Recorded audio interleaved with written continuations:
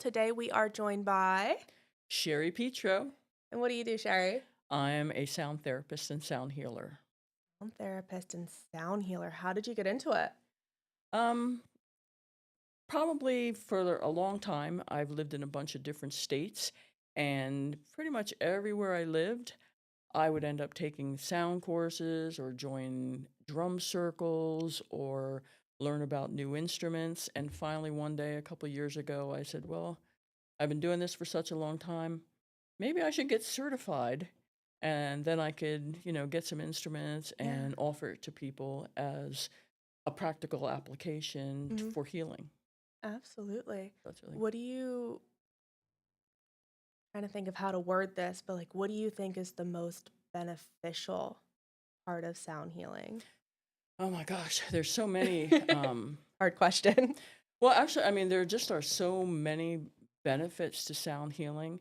Um, the way that sound healing works, Hmm. okay, think of imagine it almost like a light wave.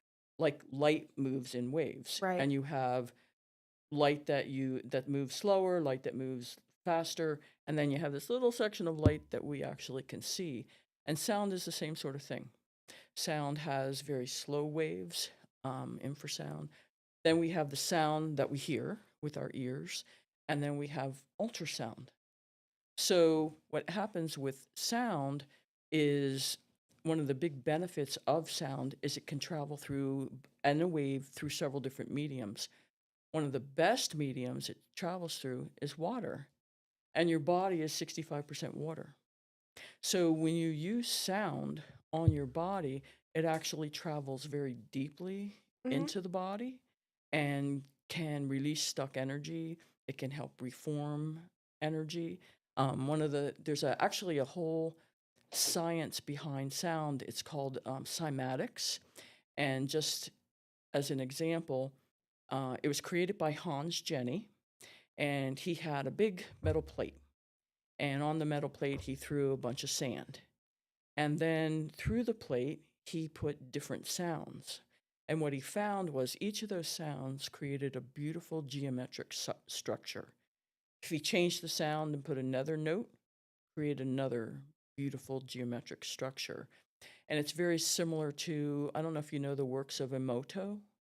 He Mm-mm. did similar sorts of experiments with crystal forms when playing really harmonious sounds to them. Beautiful structures are created. You play noise and nasty stuff to them, it's just a giant mess. Right. So, sound healing, part of the benefit of it, when you look at it that way, sound creates form. And most people don't think of it that way. Right. So, another example is if people are spiritual and you think about the Bible, in the beginning, God spoke and created the world. That's highly significant. God spoke, and every religious tradition has this. You speak and you create the form.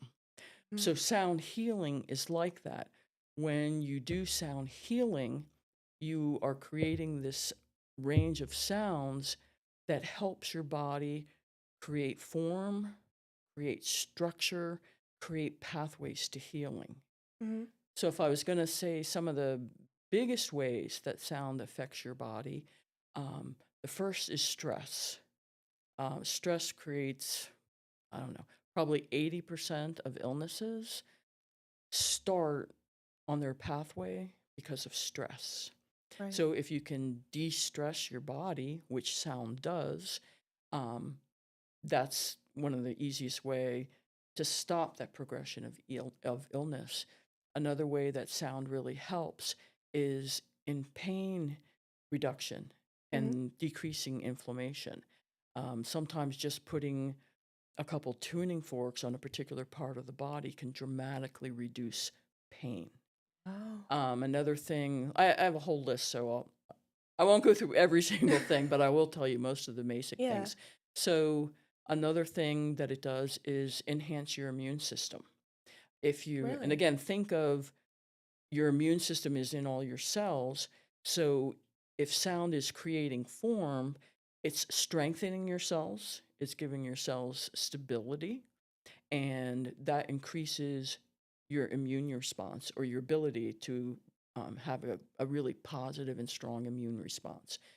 There Cool. are, just like in medicine, you have a lot of protocols. Right. Doctors have, whole bookcases like this filled with Mhm. books of protocols. Sound healing has similar things.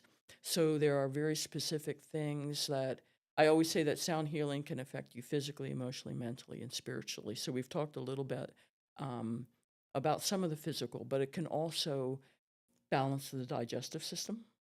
It can also balance and aid the central nervous system, and it can really help with emotional healings. There are very specific protocols that help release, say, grief, sadness, sorrow, fear, anger. Like those are really intense emotions and they kind of get buried in the system. And you do want to release them, but you don't want Right. to do a Hoover Dam on them, like, where you just take the dam and smash it and all the water comes down. You want to have a couple sessions that very slowly help release that stuck energy and release those emotions. And some of the benefit of that is, like, a lot of times when you have things like that, you end up on this big roller coaster Mhm. of emotional craziness. Now, what sound healing does is makes your roller coaster this. When you have this, that's a whole lot easier to deal with Right. than this. Because this you can't deal with. You don't Yeah. want to cope. You Just don't want to get up in the morning. You drastic just want to highs go and to bed. lows. It's just like, no. Another great thing about sound healing, too, is mental clarity. There are a lot of different protocols that you can use that are for overthinking, worry, anxiety. And when you think about those things, if you can clear them out of your mind, you become more focused. Mhm. Um, you become clearer in your directions. You become better at solving problems. So this is like a great thing. And it can help your creativity, and trying different things and seeing what works and figuring out life direction. It helps to, if you have negative patterns, negative belief systems that, there may be mentally ingrained, maybe from childhood, from some childhood trauma.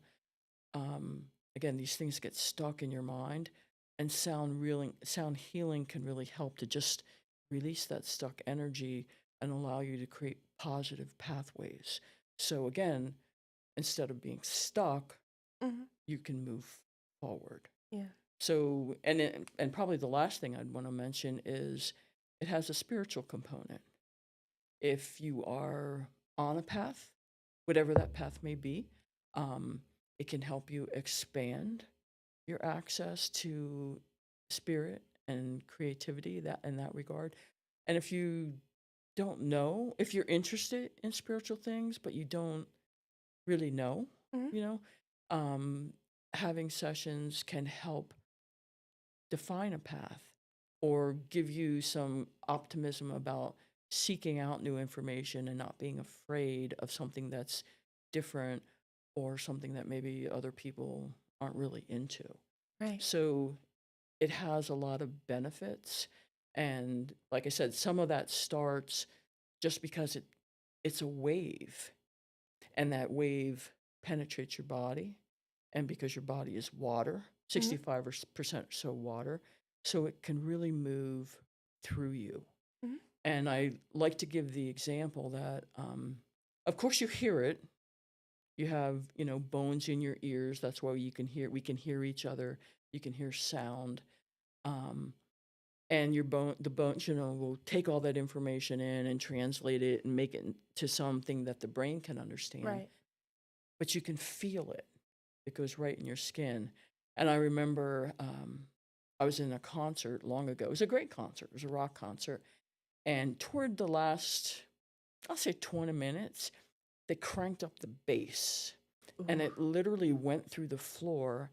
And I could feel it come up my legs. And it was kind of like settling in my Yeah, chest. you can feel it vibrating. Yeah. And I mean, this is a sound wave. Right. moving. It started to hurt so much that I left the concert. Oh. But that's how sound can affect you. Mhm. It can be very potent force for affecting your physicality Right. along with your emotional and mental state. So there's a lot of amazing things that sound, does for you and Yeah. to the body. I mean, I'm already amazed and blown away. Yeah. Where do you know where to start? Like when somebody comes in, do you have the same general plan and you build off of it, or where do you go? Um, well, I'll talk about sound first in a way that I'll talk about in a couple minutes about my like what a session with me is like. Yeah, yeah. Um, I can just talk about that first because in general, it has a bunch of different steps. But the first thing we really need to sit down and talk about, what do you want? I mean, I know it sounds Yeah. like a dumb question, but what are you looking for? Again, sound affects you physically, affects you Mhm. emotionally, affects you mentally, affects you spiritually. So we start by talking about it's just a general conversation of, are you in physical pain? Are you on this emotional roller coaster of Right. craziness? Are you constantly like worrying and stressed out and fearful of just stuff that's happening in life? Because, sometimes there's crazy stuff that happens at home or at work or just in the world in general. So we kind of figure that out.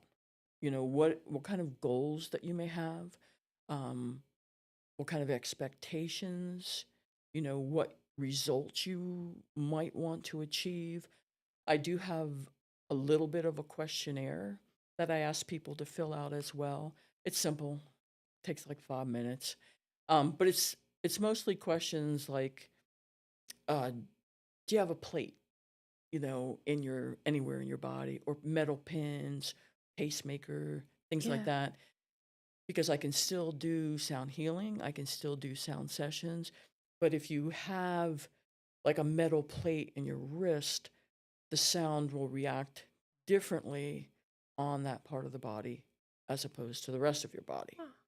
So it's kind of important to know that. But Yeah. again, if there's, like I said, if more physical issues that will head in one direction, if it's more emotional, mental, or spiritual, there's different directions that we can go in.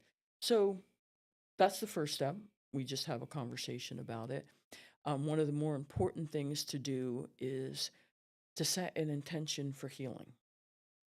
So, what that means, like, for example, let's pretend I play tennis. Oh my gosh, I got tennis elbow. It's killing me. My intention is I want my elbow pain to go away. Mhm. Bad intention. We're not going to use that. Okay. We want the intention to be you imagining your elbow is healed. What's that feel like? Or you see yourself back out on the tennis court and you have no issues. So it's a very positive, forward looking intention where you focus on a healed state rather than focusing on the pain that currently exists. Right. So we kind of state an intention, and then I do like a little bit of an assessment. Part of the assessment is reading the form that you'll fill out, having some of the discussion. I am somewhat clairaudient and clairvoyant. So prior to every one session, I will literally spend a minimum of 40 minutes to an hour in meditation. And I know it sounds a little crazy, but my goal in that is to just say, hey, having a session with so and so, Mhm. how can I help? I know it sounds crazy. Every single time. Eileen McCusick, in her book about sound healing, biofield healing, she calls it the download because you get this download of information. Oh, so and so, they need to hear the gong, and this is the way you need to play it, and you need to do this, that, and the other thing. So anything that I get during that moment of quiet meditation, I write it down as specifically as I'm given it Mhm. and do exactly that. Now, it's not, it's sometimes it's just like snippets of a couple things. Yeah. So I will round out the program to other things that I think will be accompany that and be good for the rest of the session.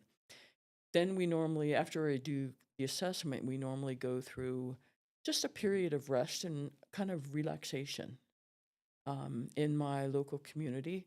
And I've also listed this on my website. I have a website. It's called wholeharmonichealing.com, where people can see some of this information.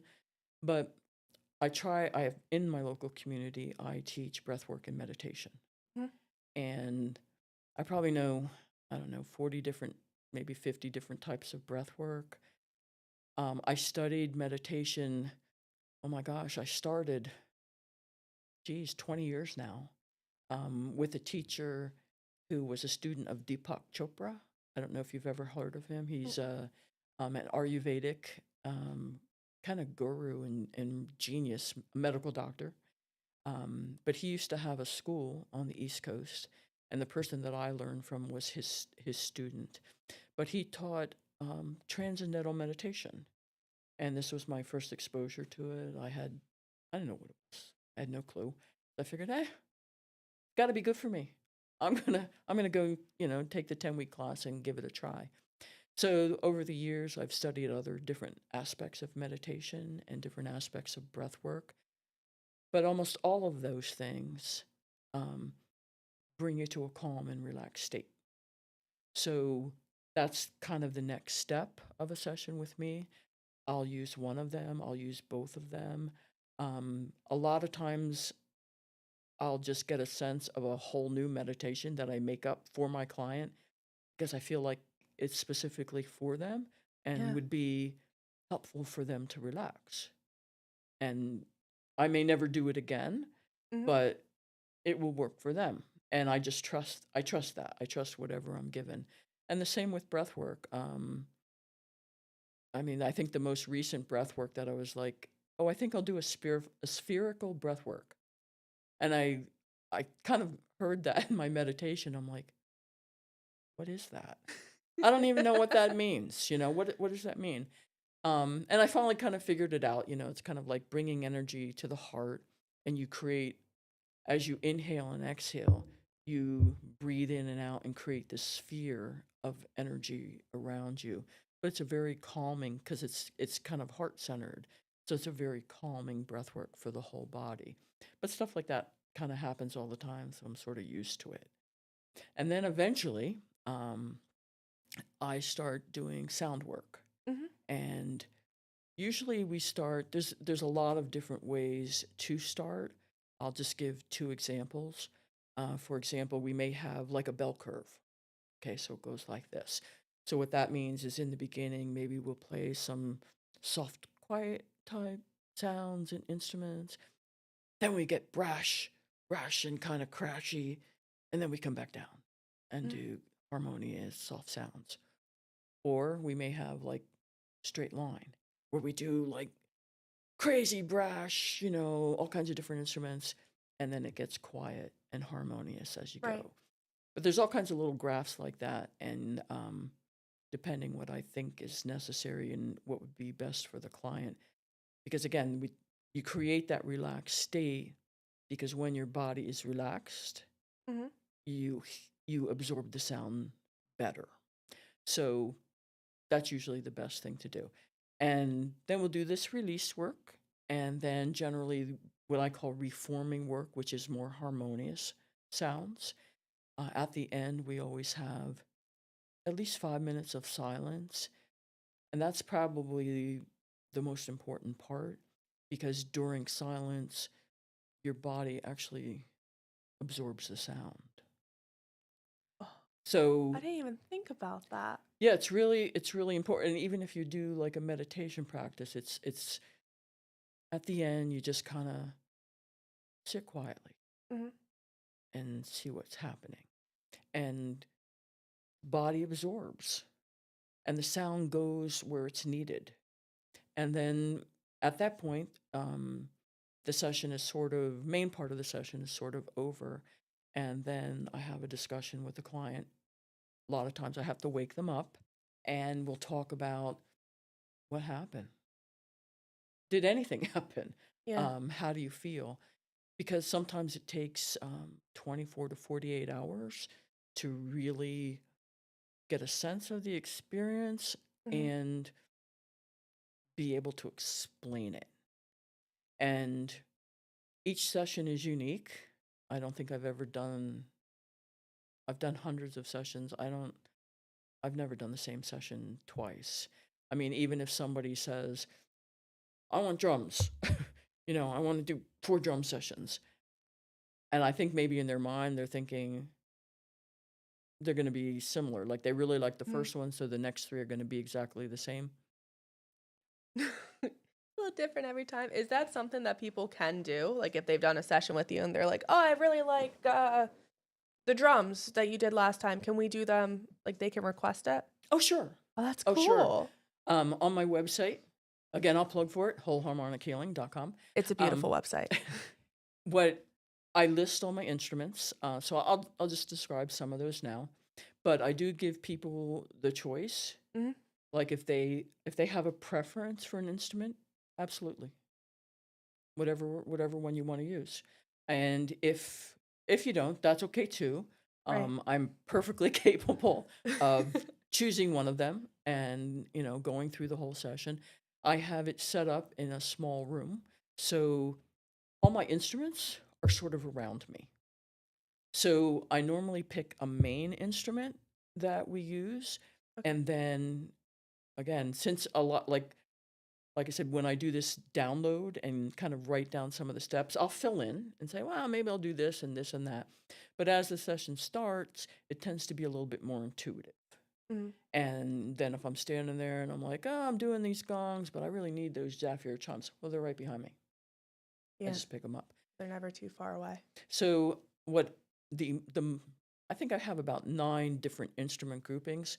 I have a lot of drums. I have an ocean drum. I have a bass drum. I actually have a really nice synthetic drum that is not. It's really great to take somewhere because it's synthetic. It doesn't get affected by weather, rain, or humidity. Because I have a beautiful elk drum Mhm. that I made myself from a drum making class from a Native American drum maker that I took her class in Tennessee. Mhm. And I was thinking about what kind of hide. She has a couple different kinds of hide, but I chose elk because elks bugle. Sound So their skin already has that idea of sound right. impregnated through it. And then I have little drums. I have spin drums and all kinds of drums. Um, I have more rattles than I'm kind of embarrassed to say. I have a whole, I have them hanging on the wall, and yeah, there's a closet you can see in the room, and there's rattles in there too.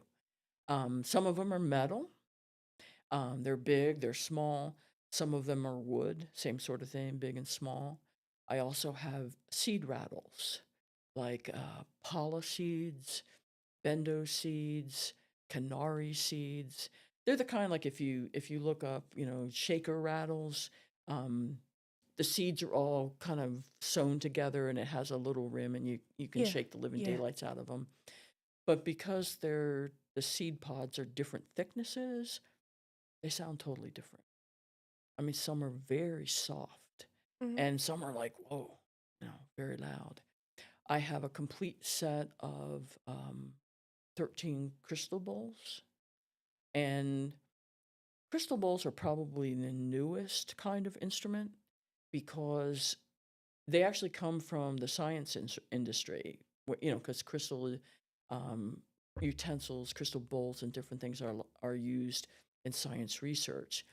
And they found they make beautiful tones. And Mhm. so over time, it's kind of like, hey, we should sell these. We should call them crystal singing bowls, like we have Tibetan singing bowls. The unique thing about them is they can be a specific note.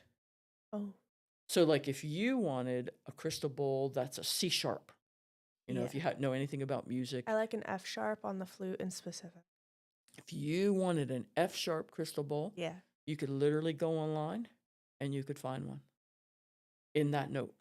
So cool. So, crystal bowls are kind of unique in that way. Um, whatever note you want, there are a variety of sites, and Yeah. different sizes as well. Like if you want a really small F sharp, you can get one of those. If you want like a 10 or 12-inch F sharp, Hmm. you can get one of those. Yeah. I have a big set of Tibetan bowls. I have to say this. I've never met a Tibetan bowl that I don't like. Very bad, very bad habit. Because every time I see one in a store or I see one online, I'm like, You're coming home with me. aren't you nice? Let me tap you. Mm, you're really nice. I like it. But Tibetan bowls are different because they're one of the older instruments, Hmm. and even in India and Tibet, they are multi-purpose. Like people use them for food, Hmm. and eat with them and take them around. They have a different purpose, but they also have, like, if you got an F sharp Tibetan bowl, it would sort of be F sharp, but it would have a lot of harmonics. Hmm. So you would get the F sharp with a lot of other sounds coming out of it. They make beautiful sounds. So it's a really horrible addiction to have. And I'm always finding, more that I want. Well, Very sad. maybe they're finding you so they can go I home. like that. I think that's what it is. I think I'm gonna run with Yeah, that. it's like a When we puppy. leave Oh, here. it found me. I Yeah, it have to found take me. it home. I have the perfect Have to spot for have it. it, It's right here. and I can always make room for it. Oh, So, absolutely. so yeah, they're yeah, I love them. Yeah. Then I have, this is another one, a very large set. I think I probably have over 150 tuning forks. And I have actually brought some. I'll do a little demonstration with. Um, Tuning forks, all different kinds of sets are out there. You can buy them all over the place. They're easy. Hmm. They're easy to use. Like I said, I'll show people how to use them and give some advice on them. I have a lot of chimes. I have a whole set of planetary chimes, harmonic chimes, like a piano scale harmonic Uh, chimes, uh. Zephyr chimes. So I have a large set of chimes. I have some healing tuned pipes, which are similar to tuning forks, um, except they're louder because they're pipes. So they're long, they're about an inch in diameter. They can be anywhere from, I think mine start at about, I'll say 18 inches or so and go up to about 45 inches. And I have mallets, and so depending on which mallet you use, it can change the sound of the pipe. Oh, wow. So they're really very interesting. They're really nice to use. Very spoiled. I have a large set of Tibetan bells. They're a little different than the Tibetan bowls in that they're higher octave. Hmm. So they can be used in combination with the bowls because the bowls tend to be lower octave, but then I can use a similar note, higher octave Tibetan bell. And you can play a bell. And most people don't realize that you can have a mallet and go along the bottom of the bell, just keep it ringing and ringing and Oh. ringing, and you can focus it right over a body part. So it's pretty amazing. And then, unfortunately, there's also some gongs. Um, I love gongs. They're probably like the Tibetan bowls. Hmm. I don't think I've ever met a gong that I don't like or wouldn't want to have. Well, I saw some of the pictures up on the website and I thought they were beautiful too. Yeah, like. Is there a benefit? Like, so you have all these instruments Mhm. and some of them I envy and they sound beautiful. But is there a benefit to using something newer like one of those crystal bowls and an F sharp versus using a drum or a gong? Not really. I mean, they're different and they provide different sounds. Right, and the S- different sounds have different healing properties? Or is They, it per the person? I wouldn't say they have different healing properties, Uh, but it can be how a person responds to them. that's it. Yeah. Okay. So somebody may really just love the sound of a gong. Yeah. Okay, great. We can do gong sessions. Hmm. Again, they're not going to be the same, Yeah. but if somebody really just enjoys the gong, And out of all the instruments that I have, the gong is the deepest sound. So my particular gong is a low G, like the G below middle C Mhm. on a piano. So that's the deepest instrument that I have. Um, but some people like really like that ethereal type sound of a crystal bowl. Yeah. Again, if you want to hear crystal bowls and want to do crystal bowl section, um, with each instrument, obviously they sound different, Right. but I can do similar activities with them. Mhm. Like I can do releasing type sounds, I can do reforming harmonious type sounds, even with a gong. Um, I have a whole slew of mallets, and each mallet on a gong will create a different type of tone or sound. So you can create, even with one gong, you can make it sound like it's 10 gongs if you have 10 mallets. That's Yeah, because each one, the sh- the sound of the mallet as it strikes the gong changes. Where you strike the gong can Mhm. change the sound. The strength of your strike can change the sound of a gong. I even have these things called flumies. They actually sound like whale song. So it's again it's a gong. Yeah. I have not moved. I'm right there. I'm still in front of my gong, but it sounds totally different. Mhm. So people just respond differently. And I do have people that, say, well, I'm not too keen on that instrument because I don't know if I'd like it, you Mhm. know? And then a little while they kind of think about, maybe I'll give it a go. And it becomes their favorite instrument. Okay. Because, like I think in our culture, like people know what drums are. Right. People know, they gotta get a gist of crystal bowls, but gongs are like, I'm not too sure. I remember seeing them in King Kong movies and stuff like that, and they had this big 60-inch thing, and they pounded on it. It's like, okay, my gong's 2 feet, so it's much more controllable. But they have a strange, like they get an impression of a gong and how can it be used to be calming. Right. But actually, it can be extremely relaxing, depending on, especially if you do a nice, simple rhythm Mhm. with your gong. And people have all different kinds of experiences. And I can talk about that if you think people would want to know what happens after the session and what people experience. We've got a couple of questions in the chat right Oh, now. okay. So let's get to them so that way they know that we love them. Okay. And then I want to know about what happens after a Okay. session.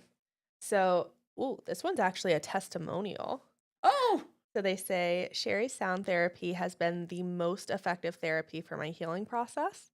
It's kept me on a path to betterment versus all the other therapies I have done, and I have done many. oh. Thank you. I love hearing that, especially, as we're talking about Yeah. the Yeah. everything is Yeah. really. But then we have somebody who wants to know, have you witnessed powerful transformations in clients through sound healing? Absolutely. Absolutely.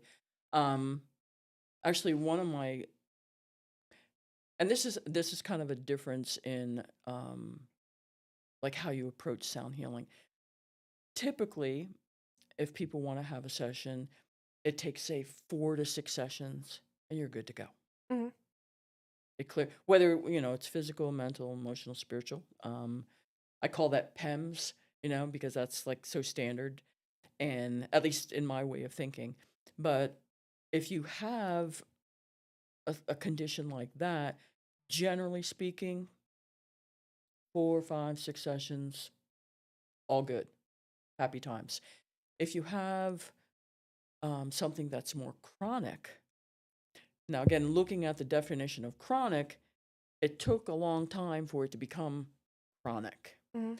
So it will probably take a long time to relieve that Yeah. situation. So people need to understand that, like in a chronic condition, I really don't have any idea how long it might take. You will see relief for sure. Mhm. Sometimes, even in the first couple sessions, you'll feel better. Absolutely. But will it be completely curative? Honestly, probably not. Right.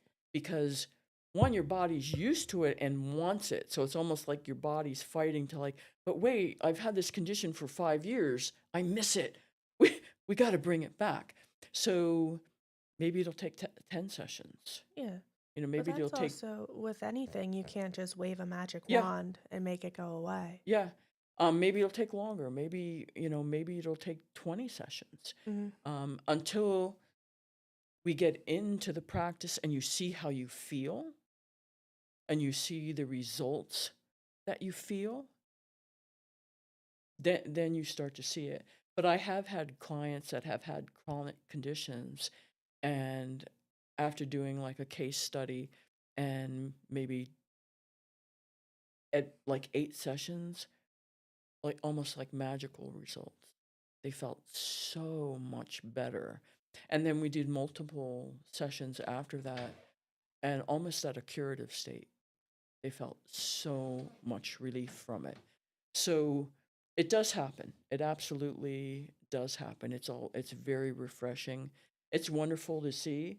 Um, I'm just sort of the facilitator. Right. I just kind of create and that's also part of my process. I create sacred space before I even start, like when I do this Hmm. meditation, so that whatever I get, my goal is always it's for the highest good of the client. Yeah. And like I said, I try to follow the information that I'm given during this meditation and create this sacred space and facilitate what I think will be best to help the client. Yeah. And it may be slow, it may be fast, it may be one of those things too, like 3 steps forward, a step back, 3 step forward. But as long as there's some forward progress in it, it I mean, helps. the chat is definitely backing you. We Yay! have another testimonial. Sherry was able to help me mitigate through very stressful time with sound. I'm not good at relaxing. In fact, I love the sound of the gong so much that I purchased one and used it. Yay! See, we've got two. Um, Is that something that you recommend for people to do at home too? It's like in between your sessions. I know we're going to talk about after sessions, but like in mm, between, here's something that you can do to like brush up. I'm really bad. I give homework. Okay, homework's So not a bad yes, thing. to everybody out there, if you have sessions with me, you're gonna get homework. If you do the homework, it really does help, like solidify the sound in your body Hmm. and hold it there and keep you present and continue the healing state. It really does help. I do send out also an aftercare form. It's simple. Um, nothing crazy, nothing dramatic. Probably the biggest thing on it is sometimes sound healing is so dramatic that you feel like, oh, a little woozy, a little tired, and you need to rest. Hmm. And when your body's telling you to rest, well, then rest is what you should do. Um, Drink a lot of water, again, because sound travels through water and it will heal. Water will go throughout your body. You're made of water, so the more water you drink, the better. Showers, hot baths, eat well, eat lightly. Good things, fruit. Hmm. No party. Wait a couple days to do that. No drink, no drinking, no Yeah. alcohol. Leave that for a couple days. Go home, take a nap. Yeah, so, but it's just simple, like kind of aftercare instructions so that it helps them to retain what they received during the sound Right. healing and go through the process.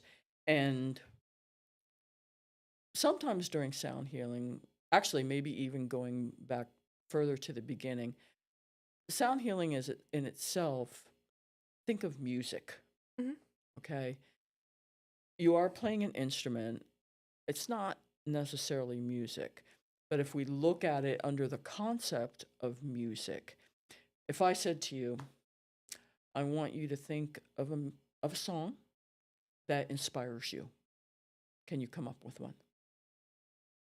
The Angry American by Toby Keith. Okay. If I tell you, I want you to think of a song that is super energizing. It's like a dance song. You're ready to go. Can you think of one? Yeah. Yeah. If I say, "Ah, it's chill day at the beach," can you think of a calm song? Yes. If I say we're going to do a meditation, can you think of a song? Does classical music count? Okay. Most people can do that because music is so emotive. Mm-hmm. It affects your whole being. It's just like that concert I was talking about. It affects your entire being. So it's just a very important, like sound healing is similar and like that. So you have this whole genre of music, and it can be any genre. It doesn't matter if you like rap or the blues or rock or pop or country. It doesn't matter at all. In any genre, people can think of an immediate song that will change their state of mind. Right. And nowadays we have things like sound baths. So sound bath is, generally speaking, it's some of the louder instruments. It can be like a gong, maybe the bowls because the sound travels out further. But what ends up happening is you have a group of people. You have your instrument. You have a group of people sitting or lying down, and the purpose of a sound bath is to kind of create calm and rest. Again, to just allow the body to relax. And sometimes this is a person's only rest. They go to their sound bath once a month or once a week, whatever they do. Now, sound healing is a little bit different from that. And sound healing brings this whole idea of intention. If you don't mind, I'd like to, one of the best definitions of sound healing I put in my little brochure, and I'd like to read it if that's okay. Please, please. Okay. So, sound expert John Balio, he's a PhD and a naturopathic physician, describes sound healing as the practice of using sound and listening in a mindful manner to transform and expand consciousness in order to enhance our body's natural ability to regenerate and heal itself. So, I don't know anything that says about sound healing better than that, because that's exactly what we're trying to achieve when we do sound healing. Trying to create the state, create an intention for healing, Mhm. and then apply sounds that give your body rest so it can regenerate itself. Because your body is a great natural healer if it has the opportunity to do so. And I think a lot of times in like modern day society, we don't give ourselves that chance. Right. We just rush. And Yeah. we are busy, busy, busy, busy, Mhm. busy. And that's why I have a whole protocol for, like I said, for overthinking and worry and frustration, because if you can get that out of your head and just rest, your body has a gift. Your body can heal itself. That Right. makes sense. Absolutely. Yeah. Somebody wants to know if there's a particular song or sound that always puts you in a good mood. Oh my God, I love my gong. Your gong? I thought you were going to say your bowl. I really love my gong. Your gong? That's the end all be all for you? Um, I do tend to like the deeper bowls. Mhm. I have some big Tibetan bowls, and they have very deep notes. But I think it's just the deep note of the gong Mhm. is so soothing, and it's so surprising, because you think, again, a lot of people experience of gong is that King Kong. That's the first thing that comes to my mind, a King Kong movie, and they're bashing their gong, the older ones, and it's like, Yeah. oh, they have such a gentle sound when you strike them just right. Like I have a couple really big fuzzy mallets, and when you're just tapping on it, it's so soothing. And thank God I'm standing, because You fall otherwise it'd be asleep. like, I'd be like nodding off and falling It would asleep. turn into But your session. yeah, I really like my gong. Is this like what Royal Raymond Rife sound for? It's a what? Royal Raymond Rife? Royal Raymond Rife. Is that a question? Is this what Royal Raymond Rife used sound for? um, I am somewhat familiar with his work, and I know that the government took a lot of his work and destroyed it because he Oh. found a lot of healing mechanisms. And I have found, believe it or not, a set of tuning forks which are supposed to be the frequencies that he used for healing. He's very famous. If people look up Rife Mhm. works and some of his works and the things that he was trying to do in the past. Again, he was a healer, doctor, trying to find, medical cures for various assortment of things. And sometimes modern medicine doesn't want you to cure things. Um, there are Rife machines that people can buy. Like I said, I didn't buy them Mhm. because, but I did see them, and they're in the back of my head. I haven't forgotten them. Rife tuning forks. But yeah, that he could be in some ways considered maybe one of the first sound healers out there too, because he was trying to use sound in a very productive way to heal the human body Mhm. and to help to give it that space and to provide the proper frequencies to allow healing to occur. Gotcha. So, I'm really happy that you picked up on. I was not clued in. that's okay. Um, what instrument do you recommend that I get for personal work? Um, well, I could do some of the demonstration now if you think that would help, because Yeah. for personal work, the easiest things I think to work with, and that's why I brought them with me, are tuning forks. Awesome. Um, one, let me just pull some stuff out here. Oh, that's okay, unless somebody else has another Um, different question or well, while you get prepped, we have another one that's asking, what are the most common misconceptions for sound healing? And I think I know one of them. oh, go for I it. What think is I it? know. I think the biggest misconception that I've heard so far is that it's a new thing. Yeah. And I'm stealing this from you because you told me this, where it's actually one of the Yes. oldest forms of healing, Yes. and you talked about drums. Yes. I'll definitely address that. Um, many people, and because they kind of put it in with, oh, it's new agey. Mhm. It's new. It's kind of funky. It's kind of out there. We're not too sure about it. Medicine hasn't accepted it. Da da da da da. What you'll find actually is that sound healing is one of the oldest forms of medicine that exists on planet Earth. Yeah. And just remember what I talked about earlier, like the biblical reference where God spoke Mhm. and created. So even if you take that literally, as we speak, we create. We create our reality. We bring it into existence. So sound in itself, there's a really fantastic book. It's called When the Drummers Were Women. It Mhm. was written by Lane Redman, and it's Layne, Redman. It's fantastically researched, and she goes back. There are pictures all over the book as well, where she goes back thousands of years and does all kinds of documentation.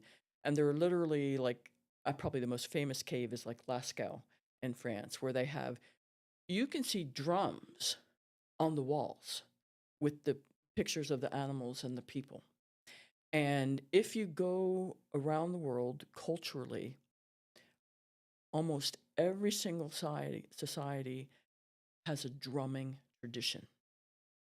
And all the drums are different because they're using wood that they've locally sourced. They're using the animals that they've locally sourced and harvested. Sometimes the drums have, hides on both sides. Sometimes it's just one side. The way that the drums are constructed are a little different. I've seen big, giant Mother Earth drums that are like half the size of this room. I've seen drums that are like six-sided, eight-sided, Ooh. square. So very different traditions. Uh, even like I said, I had an elk drum, an elk hide drum. Mhm. I also have an ocean drum. Half of it is goat skin, the other half is mylar. So depending on where you go in the world, these drums will have different names. They will be made out of different materials, but they're ancient, they're everywhere, they're every culture. But they are also accompanied by singing traditions Hmm. and different rhythms. Every culture has their own sort of rhythm. One of the biggest things you can think about, maybe I'm trying to think about the exact date that writing, it's not coming to mind, but writing things down, the printing press from the 1500s, this is all new. Like ancient societies passed along their knowledge and their information through song, dance, drums. Everywhere you go, song, dance, drums. So this book by Lane Redmond, she really goes through all that. She goes through like almost every continent and all the different cultures. She looks at different archaeological sites, what people have found around the world. But one of the things that seems to pop out, there are just drums everywhere. Everybody's beating a drum, and singing Hmm. whatever, singing their songs with their drums. And it's a fun read. It's an easy read. It's a great book. But another aspect of it, she calls it When the Drummers Were Women. Very important because this work was done by women. The women were the drummers. The women were the singers. The women were the dancers. They were the first healers. And even when you think about it as well, like when it came to plants, a lot of the women were the herbalists and were the medical doctors of their society. So that has changed over the years. Like that's not part of our culture. But if you go to other parts of the world, it still is part of their culture. So it really is, it's really exciting. It's really interesting to see. But if I had to say, like, maybe even a flute could be old as well, because you could use reeds and you could develop a flute. Right. But um, drums are definitely out there. Out of all the instruments, even the ones that I have, I would say the crystal bowls are the newest. But the drums, not my particular drums, they're new. But drums in themselves are truly ancient, and every culture almost has a different kind of drums. And then sometimes I do a little research, and I'm just astounded. I'm like, oh my God, look at that drum. How can they play it? Like, how does that work? And you'll see there'll be different fingering techniques, or maybe they'll have drumsticks or Hmm. different types of mallets. So absolutely fascinating. If someone, again, I highly recommend the book. I don't, I'm not related to it in any way. I don't get anything from it. It's just a book I've read, and it's again, When the Drummers Were Women. It's by Lane Redmond. Fantastic read. If people are interested in kind of looking back. Yeah. I know what I'm doing this Yeah, weekend. very, very interesting. Yeah. Speaking of interesting, So we want to start with a little demonstration kind of going on. yeah, my So, interest is peaked. hmm? That my interest is peaked. Okay. So I'm going to give some techniques um, so that people can use at home. I brought a set of tuning forks. I'm also going to talk about some voice techniques Hmm. and a little breathwork technique.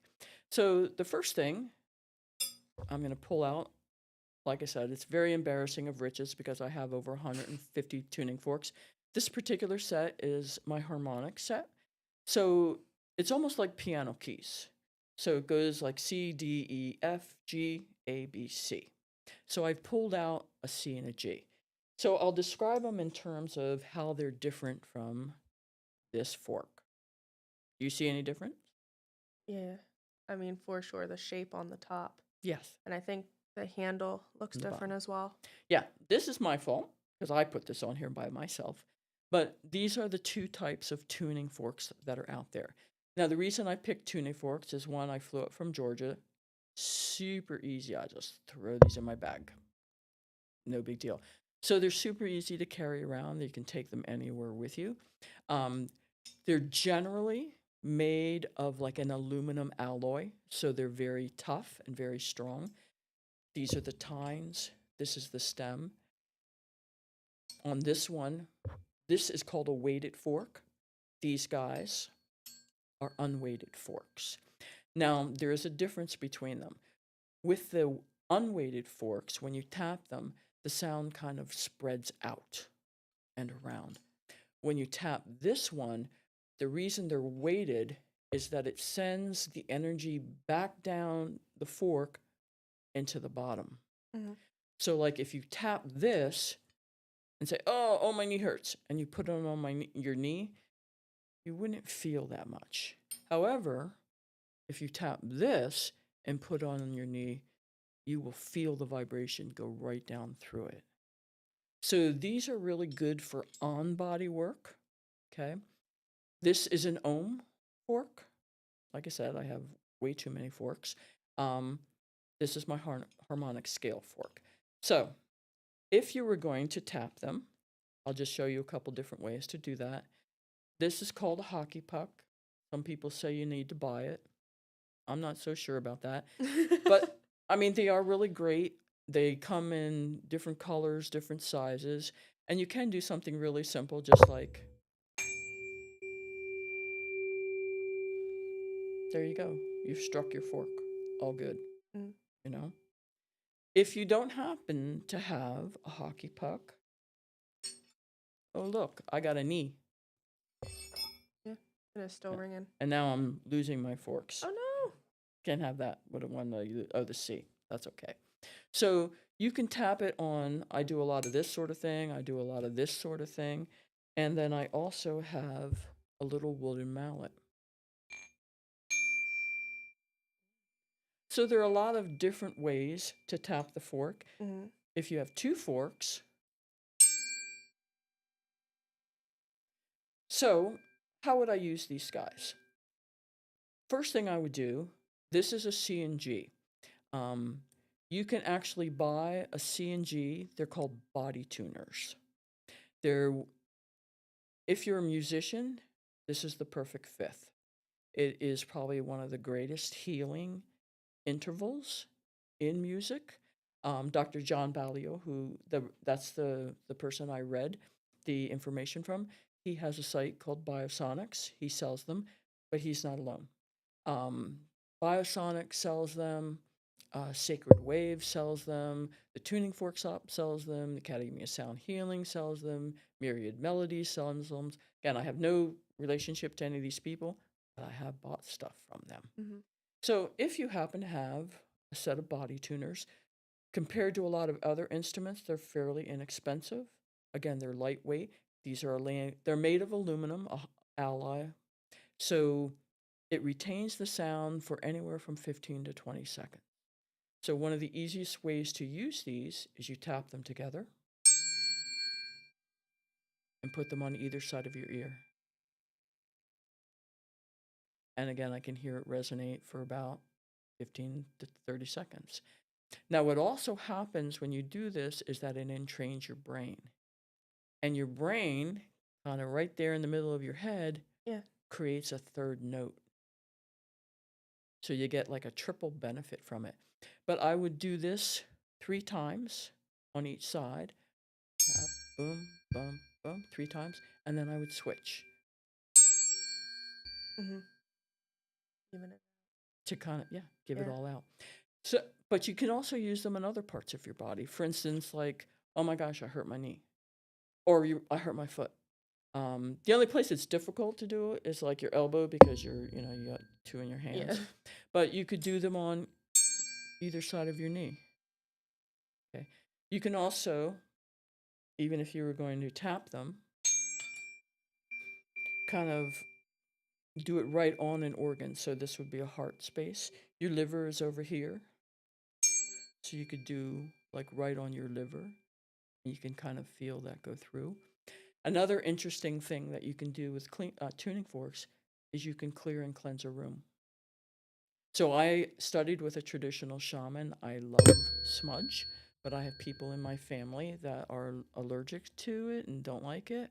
So I still use it, but it's very judiciously. But if I didn't want to use the smudge, you can use these and kind of with intent, you can cleanse the room in your Mhm. home. So that's usually something people don't think about when they're thinking about their tuning forks. Absolutely. Would you like to try? You trust me? Oh yeah, She trusts me. I do. Give it a Oh, go. I still feel it So, vibrating. oh yeah, I just want to show you too. Like sometimes, I usually hold them like this. You don't, it's not like you have to press really hard. You don't want to hold them up here Okay. because this is what vibrates.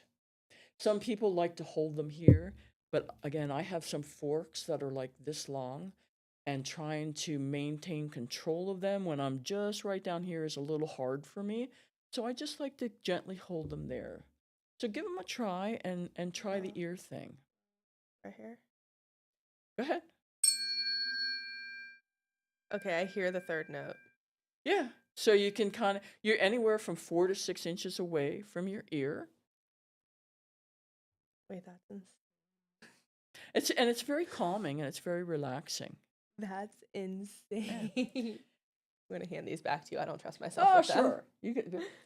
Another final thing you can do with them is if you tapped one of them, you can do what I call like body brushing. Mhm.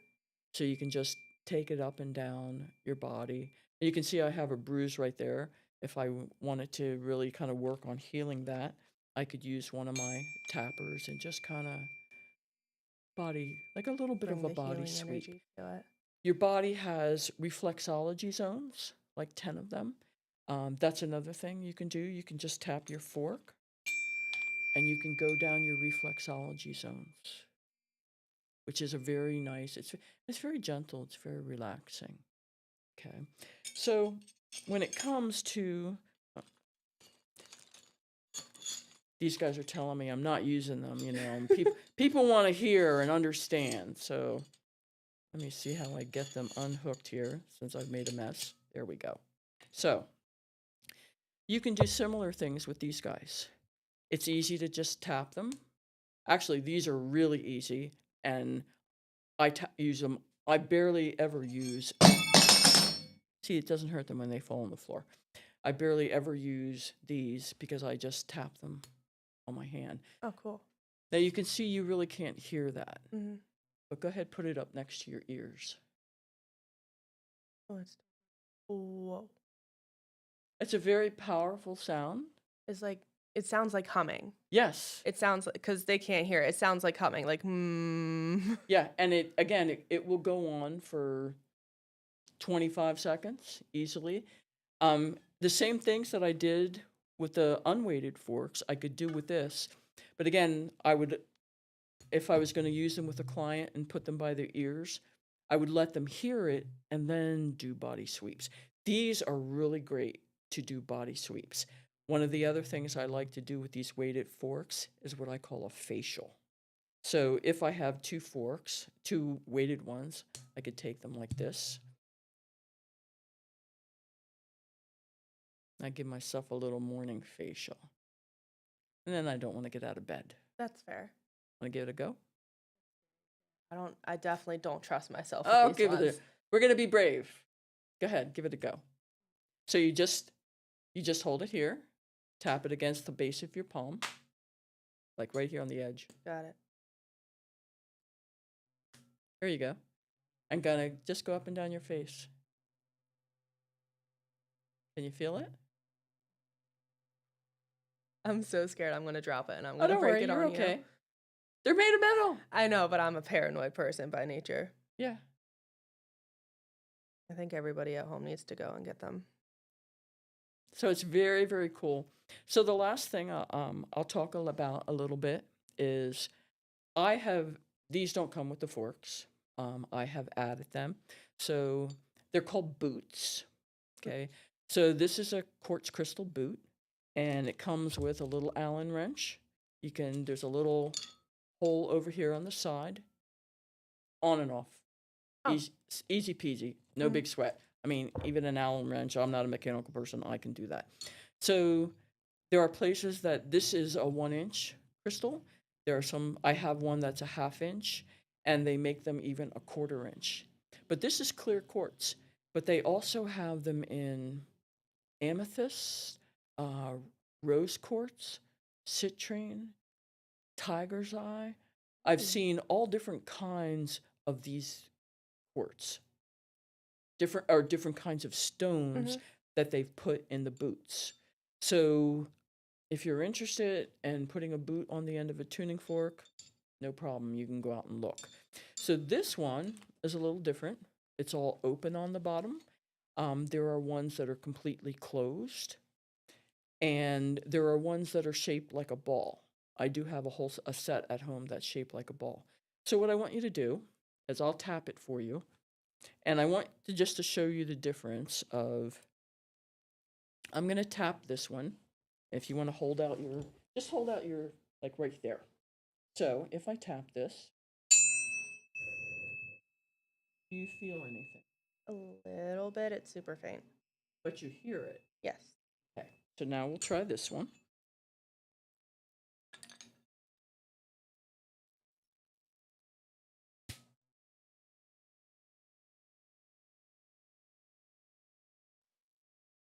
Like you can feel it Complete go. opposite. It goes right through you and spreads Yeah. out. I can feel it, but I can barely hear it. Right. So they have very different effects. So that again, these are very good for the body and very good for body work. Still feel it tingle. Yeah, it leaves a really a kind of incredible sensation. So anyway, that's my little spiel about the tuning forks. Oh, If we still have time, I'd like to talk about just a couple voice techniques, if that's okay. Or do people have questions, or what do you think? I think if we can put it super quick for voice techniques and then we'll wrap it up. Sure. I just want to talk about a couple voice techniques. One of the ones that I learned, oh my gosh, a long time ago, actually at that Deepak Chopra lecture, was using vowel sounds. Now, just like drums, A-E-I-O-U. yeah, just like drums, a lot of different cultures have different sounds for different chakras. So I'm just going to show you one of the ones that I learned and one of the ones I might give homework in. So E, is everybody familiar with chakras, do you think? I think we have a general, like very basic understanding. Well, just quick. So your root chakra is down below, 2 inches below the navel is sacral, 2 inches above is solar. You have your heart, you have your throat, Mhm. you have your third eye, you have your crown. So the crown is E, E. third eye is A, throat is I. The heart is always ah, like relief. O, U, and then as in up, like you're saying the word cup, but you leave off Oh. the type of thing. So if I was going to start this practice, I use my phone. I'll set the second hand. I'll just set it on the seconds, and I'll do each one for 30 seconds. That's a great way to start. To go down the body, it takes 3.5 minutes. If you really want to be brave, you can do 7 minutes, go up and go down. So it's just really simple. So it's just E. And it's not like you have to do the whole E for 30 seconds. You can just, if you need a breath, take a breath. Mhm. So it's just E, A, I,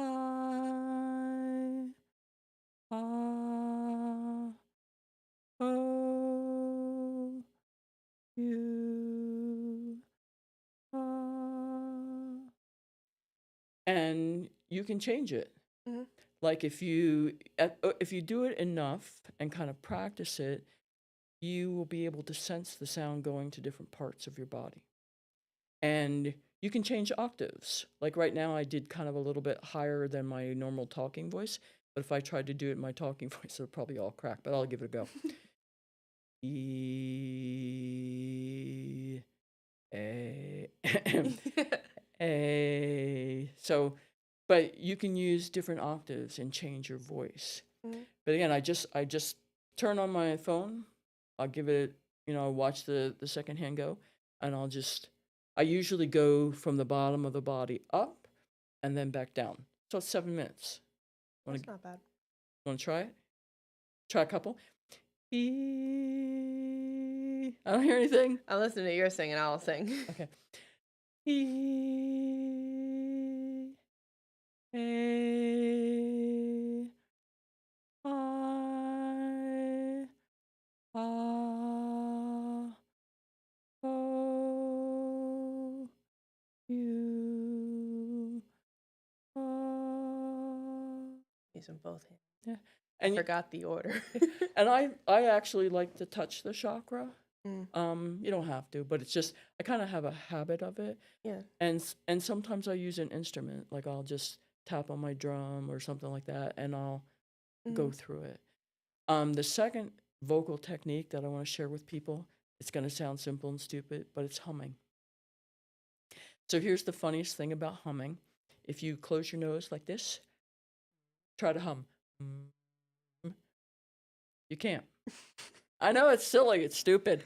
But again, humming is a very simple thing to do. You can, again, start with 5 minutes. You can hum your favorite song. You can hum in the shower. You can hum in the car. You can make up a song. Nobody cares. I make up my own songs when I hum. And it's just really simple. But some things you can do with humming, like you can send, like if your knee hurts, you can send a humming sound to your knee. You could say, what's a humming sound that sounds healing? Because your hum will change. Or hum the perfect day. What's that sound like? Or hum sadness and then end with hum joy. Because those will be different sounds, but you'll still be humming. So humming is something everybody knows how to hum. Believe it or not, I think, what's his name? Joshua Goldman has written a book on humming. It's kind of short and sweet, but who knew that there was even such a thing? So it's really great, but it's easy.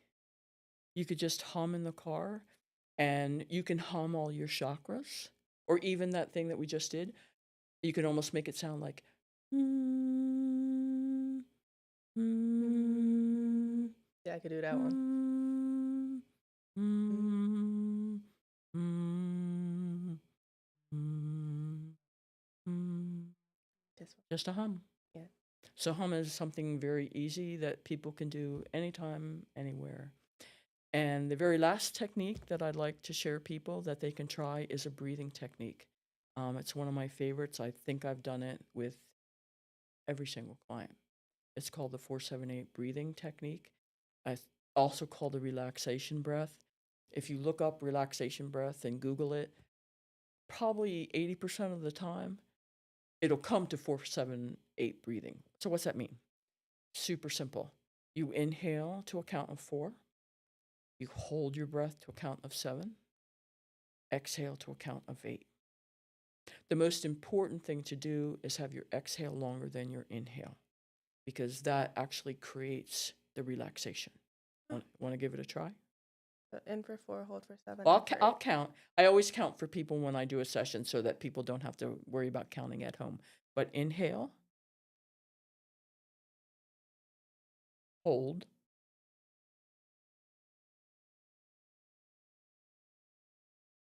exhale slowly.